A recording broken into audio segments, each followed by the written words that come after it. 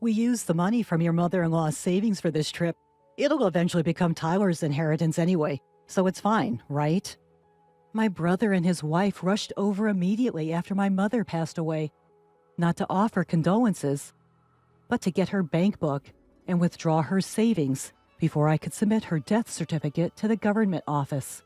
You used Mom's money? Huh?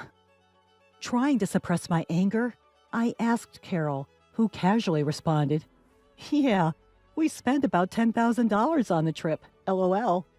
The audacity of my brother and his wife, who conspired to use my mother's money without permission, made me furious for a moment. But then I remembered something. Right, these people don't know.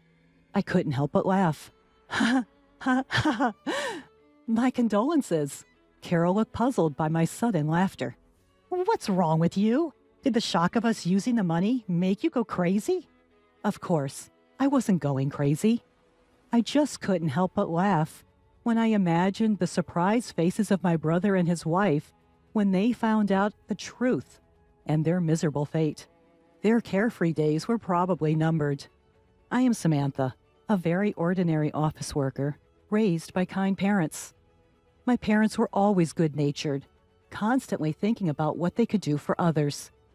Their kindness sometimes led them to being deceived or burdened with unfair responsibilities, but I admired them nonetheless. However, my brother Tyler had a completely different personality. He was always calculating what was beneficial for him and acted accordingly. To him, our parents, who would go out of their way to help others, were incomprehensible. As Tyler grew up, his rebellion against our parents intensified.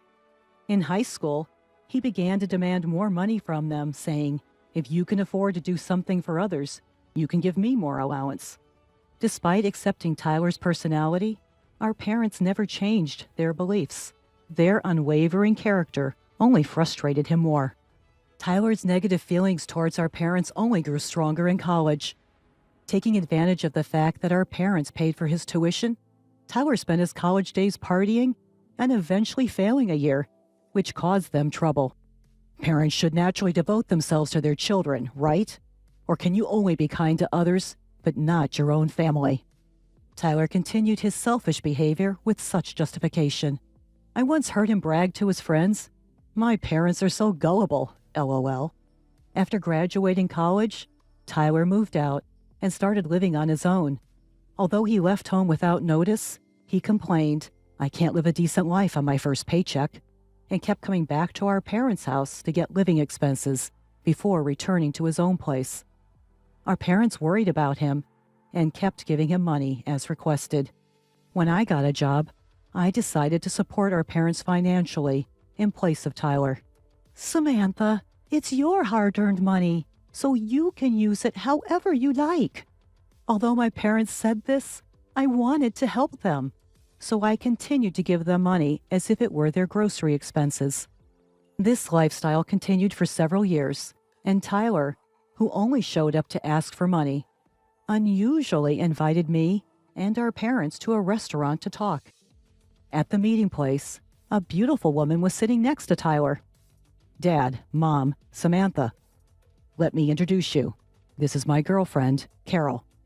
The woman introduced as Carol bowed her head slightly. "I've decided to marry Carol. We'll be busy preparing for our new life and the wedding, but I hope you'll support us." I thought support meant something like, "Please take care of Carol." But it seems my older brother had a completely different idea in his head. He asked our parents to pay for his wedding and new home. Knowing our parents' inability to say no when it comes to helping others, he skillfully persuaded them to cover all the expenses. Even after the wedding and the purchase of the new home, he continued to get money from them. Carol, his wife, became accustomed to this and started living more extravagantly. However, this lifestyle didn't last long. Our father's health deteriorated, and he was hospitalized. Even with insurance, hospital stays are expensive. To ensure our retired parents wouldn't struggle financially, I suggested to my brother that we both share the burden of the hospital bills. "I've been living at home and getting help from Mom and Dad, And you've received a lot of financial support from them too, right? This is the time to help them out. But my brother didn't agree. What? Why should I? It's Dad's fault for not taking care of his health. He neglected himself while helping others. That's his responsibility. After that, my brother stopped visiting our parents' house altogether. Neither he nor Carol visited our father even once while he was in the hospital. My mother and I desperately took care of him, but he passed away. Even when we informed them of our father's death, they didn't help with the funeral arrangements. They showed up briefly at the funeral, but didn't greet our relatives properly and left. Our relatives looked at them with disdain, but they probably didn't care. My mother, who had bravely acted as the chief mourner during the funeral, began to lose her energy after the funeral, clearly affected by the loss of my father.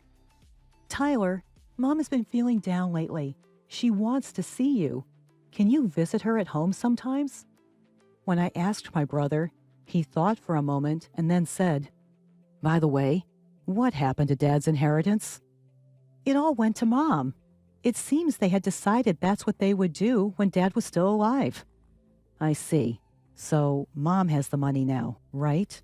Feeling a bad premonition, I warned my brother immediately. "Like I said before, Mom is mentally weak right now. Don't try to take her money, okay? I want you to come and cheer her up." "What's the point of going if I can't get any money? It's not worth it." When I insisted that we wouldn't give him any money, he never visited our parents' house. And then, half a year after our father's death, our mother passed away too. Even knowing our mother's weakened state, my brother never showed any concern. When he learned of her death, he rushed back to our parents' house. I thought he would fulfill his duty as the eldest son during the funeral. But as it started, he and his wife disappeared. I called his cell phone, but it went straight to voicemail. In the end, I took on the role of the chief mourner instead of him and managed to finish the funeral. It was a few days later when I finally got in touch with my brother. "Ah, Samantha? This is Carol." When I called my brother's phone, Carol answered. "Tyler is busy with boarding procedures and can't answer the phone." "Boarding procedures? Carol, where are you?" "We're at JFK Airport. We're leaving the United States in a few hours, LOL. "Are you leaving the United States and going abroad?" "Yes, we're going on an international trip." I was surprised at my brother and his wife's decision to go on a trip abroad, right after our mother's death. But I was even more shocked by what Carol said next. "We're really grateful to our mother-in-law, you know. Thanks to her, we're able to enjoy this luxurious trip abroad. Haha." "What do you mean by that?" "Well, we used our mother-in-law's savings for this trip.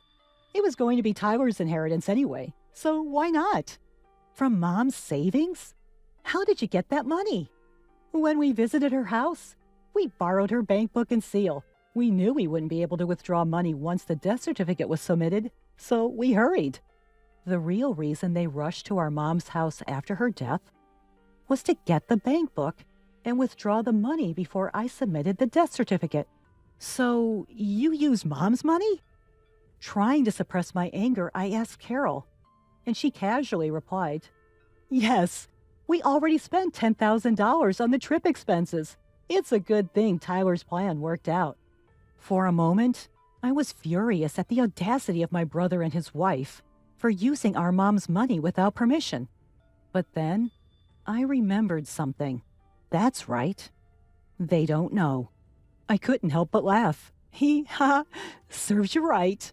Confused by my sudden laughter, Carol asked, "What's wrong with you? Did the shock of us using the money make you lose your mind? Tyler is the eldest son, so it's natural for him to inherit more, right?" Laughing, I answered, "Sure, that's fine. I'll give up my inheritance so Tyler can inherit everything. That was your plan all along, right?"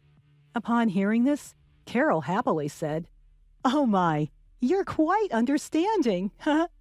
By the way, please make sure to arrange for all of Mom's mail to be sent to your house from now on. "Don't worry, it's a simple task. I'll let Tyler know." Carol hung up the phone cheerfully. I didn't hear from my brother again until they returned from their trip. Samantha, Carol told me you're giving up your inheritance.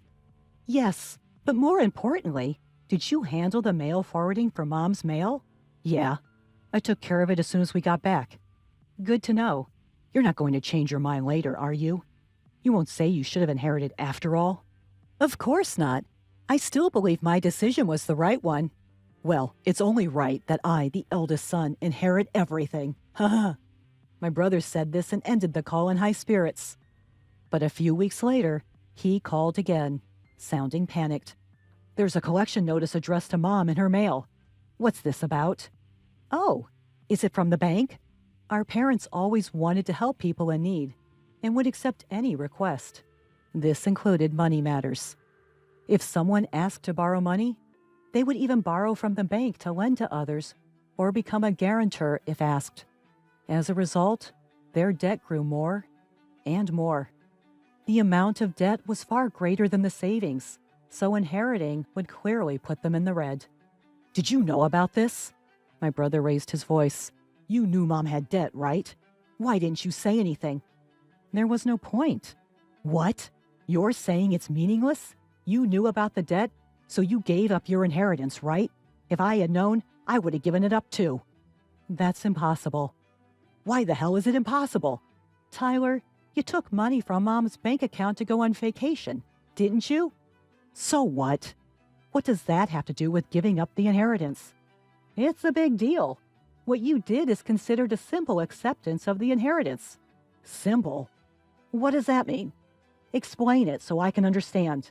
I explained to my brother that by withdrawing money from our deceased family member's account for his own use before the inheritance process, it was seen as a simple acceptance of the inheritance. I've never heard of such a thing. Of course not, huh? Not many people would even consider using a deceased family member's savings for their own selfish desires, so it doesn't come up in conversation. You're just making stuff up because you want the inheritance for yourself. I have a lawyer friend, you know. They'll find out if you're lying. My brother hung up the phone and apparently told his lawyer friend what I had said. He called back later, but his previous bravado was gone. Samantha, you were right. I can't give up the inheritance now, it seems. It appeared the lawyer had given him the same answer I did. Finally, my brother realized he had inherited the debt. He had always begged our parents for money, never knowing they were accumulating debt behind the scenes. It wouldn't be an exaggeration to say it was his own fault for contributing to the debt. Still, my brother desperately tried to find a way to avoid paying it back. He and his wife, Carol, probably didn't have much savings since they spent their earnings freely. It was clear they didn't have the means to pay back the debt. My brother tried to sweet-talk me. Hey, Samantha, our parents are gone, and it's just us siblings now, right? Isn't this the time to join forces? Join forces? What do you mean? I think we should work together to pay back our parents' debt. Now's the time to show our filial piety. So forget about the inheritance and help me pay back half the debt. I sighed heavily at my brother's selfish proposal, which was too little, too late. What are you talking about? When Dad was in the hospital, I said we should help our parents together, but you pushed me away. I was busy at the time. No matter how busy you were, you didn't visit Dad in the hospital even once. And you didn't support our grieving mother afterward. I don't want to hear the words filial piety from someone like you ever again. With nothing left to say, I left my brother hanging. Have you ever done anything for someone else, Tyler? I know you took advantage of our kind parents, but there's no one who will help someone who can't do anything for others, even if they're family. But if you don't help me, Carol and I can't pay back the debt by ourselves. Are you going to abandon your brother? We're family. When Dad was in the hospital, you abandoned him, saying it was his own fault for not managing his health. This time, using Mom's savings is your own fault. I regret that, okay? I've changed. Have you? I still think you're just desperate to reduce your own debt.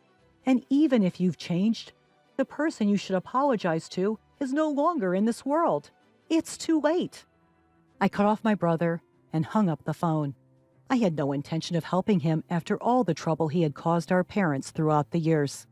Afterwards, burdened with debt and unable to live the carefree life they once had, Tyler and Carol's relationship quickly turned sour. However, living separately would only cost more money. Unable to afford even the moving expenses, Tyler and Carol had no choice but to continue their married life together, bickering all the while. At first, they tried to save money and pay off the debt little by little from their salaries, but it didn't last long. Neither Tyler nor Carol could forget their luxurious lifestyle, and they would secretly spend money behind each other's backs, causing their debt to never decrease. As a result, they blamed each other for their inability to reduce the debt, further damaging their relationship. Their marriage continued to crumble in this vicious cycle. On the other hand, I finally found the time to properly mourn our parents. I remembered how, during our parents' funeral, countless attendees tearfully expressed their gratitude for the help our parents had provided them when they were in need. Realizing how many people our parents had helped made me feel even more proud of them. It was ironic that my brother, who had never shown any gratitude and had always caused trouble for our parents, ended up shouldering the debt that resulted from their acts of kindness. Even though they were drowning in debt, I still admired our parents for never giving up on helping others. With these thoughts in mind, I continued to pay my respects to our parents at the family altar every day.